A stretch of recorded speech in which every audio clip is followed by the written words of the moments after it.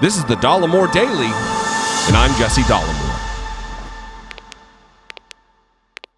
One of the bummers of the conservative American media landscape is Ben Shapiro.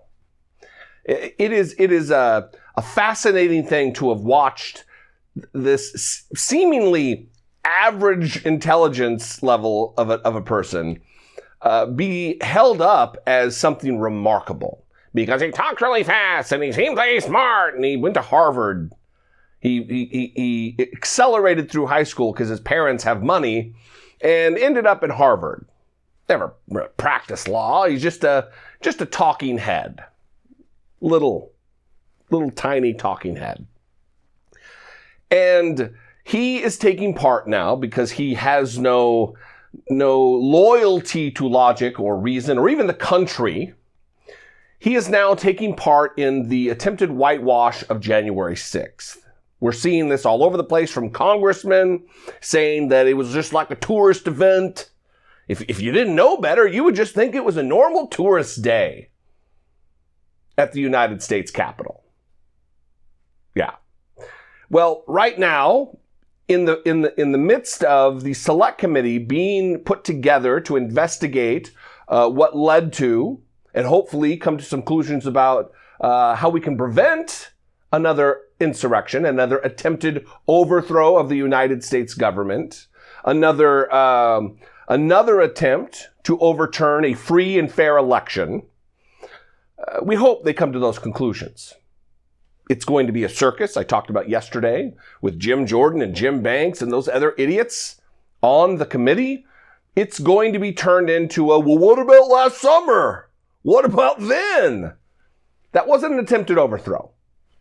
Hold your hearings. Do your worst. But let's let this hearing focus on what it needs to focus on. And that is what led to and how can we prevent again. Especially for the security of those who work in the Capitol. I used to work in that building. Ben Shapiro was on Glenn Beck's radio show. Apparently, it's still a thing. And I'm gonna play a clip here. We'll just put it up.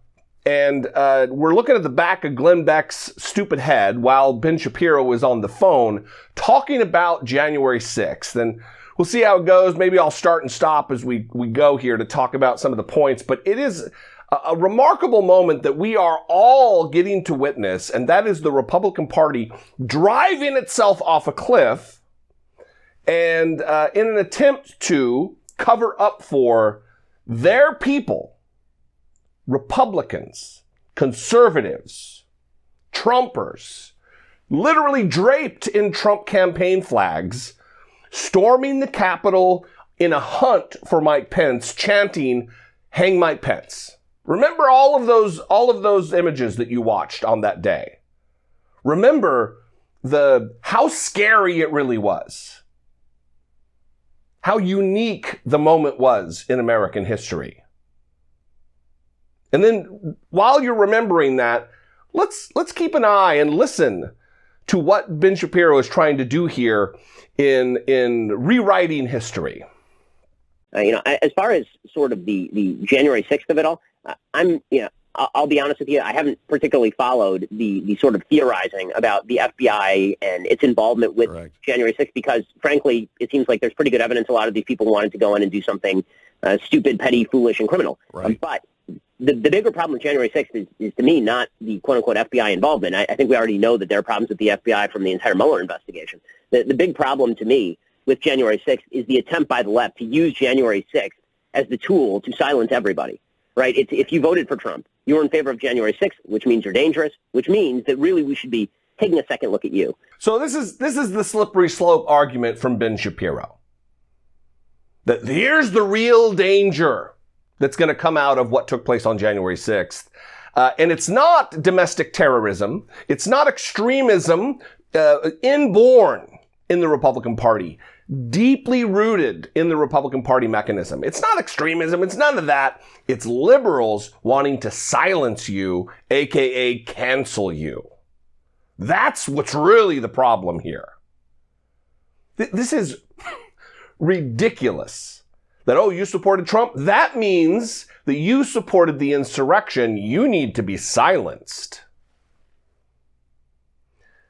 This is straw man. This is a wonderful class for all you trolls out there who respect Lil Ben Shapiro. This is straw man 101. It continues. January 6th was such a breach of democracy that you must continue to give us unalloyed power at the federal level in order to stop things like January 6th from happening ever again. And the continual focus by the Democrats on January 6th, the blowing of it out of all proportion, treating it as though it was the single worst thing to happen in modern American history, when in reality, if security does its job, January 6th never happens in the way that it happens, right? No one's treating it like it's the single worst occurrence in all of American history, or modern American history, I believe he said. No one's saying that. Again, straw man. But if you witnessed January 6th and you weren't afraid for what is to come in America, January 6th is day one of an emergency. Obviously, there's a precursor in Donald Trump's administration and his calls for violence on the campaign trail, his radicalizing of normies, if you will. Of course. But January 6th is kind of day one for what we have to look forward to. That is why the committee is so important. It is so critical to get to the bottom, to actually do some work and look to see what caused it and how we can prevent it from happening in the future. And if the only thing that comes out of that investigation is how much money we need to put up to secure the Capitol from it happening again, then their work would have been well served. But Ben Shapiro is, in a naked attempt, trying to play down what took place as though he's not saying it. He's not saying it was a tourist visit. He is saying, oh yeah, it was really bad what they did. It's bad. Yeah, they shouldn't have done that. It's criminality and they should go to jail for it. But it's not that big a deal. It's not that big a deal. This is excuse making for his side. That's all this is.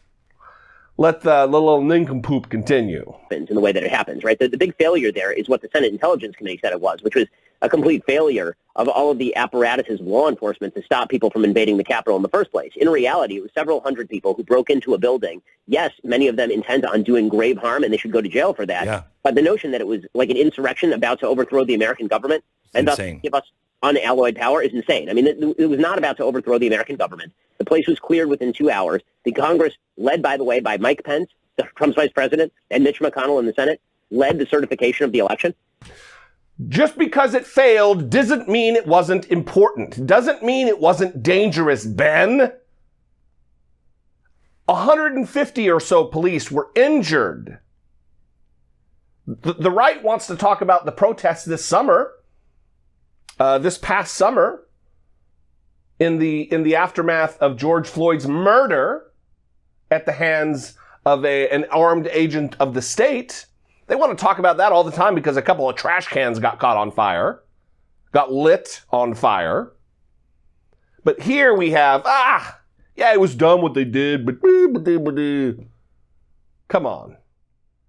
This was an attempted overthrow. This was an attempted overturning of a free and fair election. And he's playing down the threat to our democracy because he's paid by billionaires to prop up right-wing ideologies.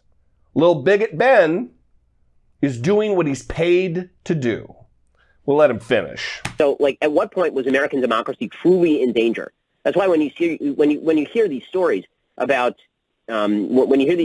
top generals at the Pentagon saying things like, well, it was the Reichstag fire and this is all Hitler. It's like, read a book.